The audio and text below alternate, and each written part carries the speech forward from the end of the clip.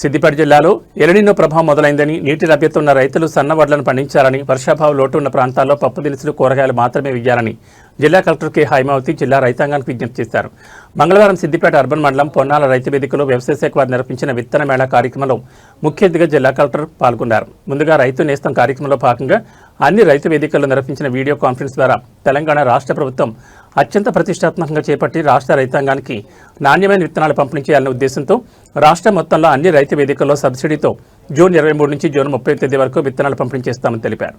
ఈ సందర్భంగా జిల్లా కలెక్టర్ మాట్లాడుతూ భారత వాతావరణ శాఖ ఎల్నినో ప్రభావం మొదలైందని హెచ్చరించడం జరిగిందని, దీనివల్ల వర్షాభావ పరిస్థితులు ఉంటాయని, అనుకూలమైన వర్షాలు ఉండవని, ఎక్కువ శాతం రైతులు వరి పండిస్తున్నారని, దీనికి సక్రమమైన సమయంలో వర్షాలు లేకపోవడం వల్ల పంట ఎండిపోయి దిగుబడి తగ్గుతుందని, కాబట్టి వ్యవసాయ శాస్త్రవేత్తలు కొన్ని రకాల విత్తనాలు ఎంపిక చేస్తారని, నీటిపారుదల ఎక్కువగా ఉన్న రైతులు సన్నవరి పండించాలని, 7 రకాల సన్నవడ్ల విత్తనాలు వేసుకోవాలని సూచించారు.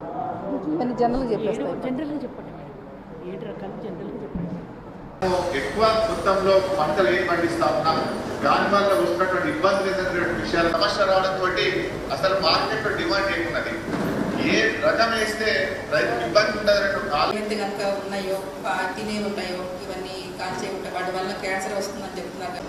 కాబట్టి దయచేసి అందరూ కూడా వాటి ఒక్కరోజు సాధ్యం కాదు మార్పు అనేది, అని మెల్లమెల్లగా అయితే కనుక మారగా తప్పదు. మిల్లెట్స్ పండుతాయి, ఇక్కడ పల్లీలు కూడా పండిస్తారు కదమ్మా.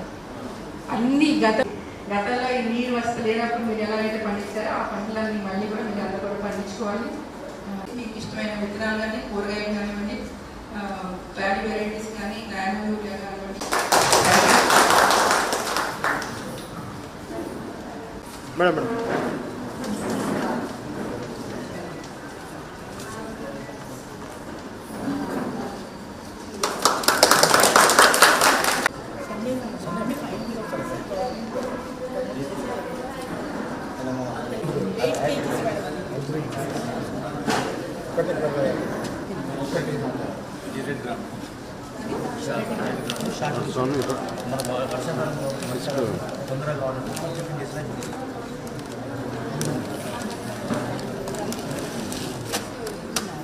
దేశీ సీడ్ వెరైటీస్ బాగానే వస్తుంది, ఇవన్నీ చూపించాలి.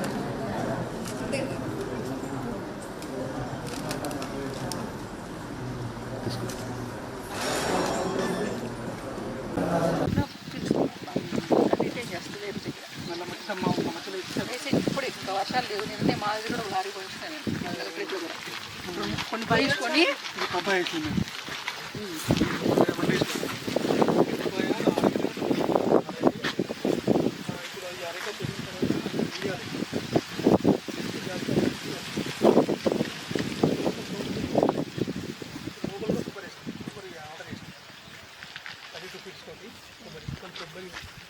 సిద్దిపేట జిల్లా రైతులందరికీ కూడా విజ్ఞప్తి అండి. మనకి వాతావరణ శాఖ వారు ఆల్రెడీ ఎల్నినో ప్రభావం మొదలైందని చెప్పడం జరిగింది. కాబట్టి దీనివల్ల ఏమంటే వర్షాభావ పరిస్థితులు ఉంటాయి, మనకి అనుకూలమైన వర్షాలు ఉండవు.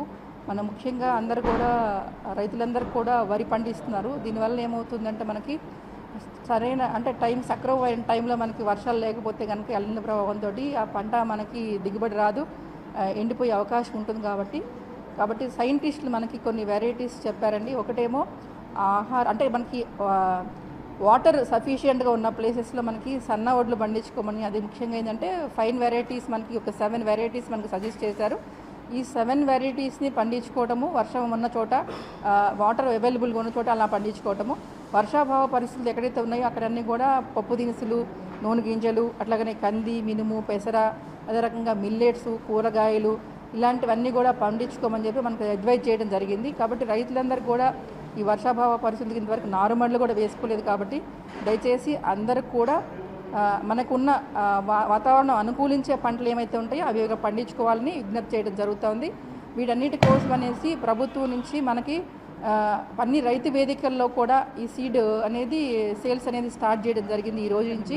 కాబట్టి విత్తనాల మేళా అనేది ఈ రోజు నుంచి 30వ తారీఖు వరకు, నెల 30వ తారీఖు వరకు అన్ని రైతు వేదికల్లో అందుబాటులో ఉంటాయి. కాబట్టి రైతులు వాళ్ళకి కావాల్సిన విత్తనాలన్నీ కూడా అక్కడ కొనుగోలు చేయమని సూచించడం జరుగుతుంది. దయచేసి గమనించగలరు.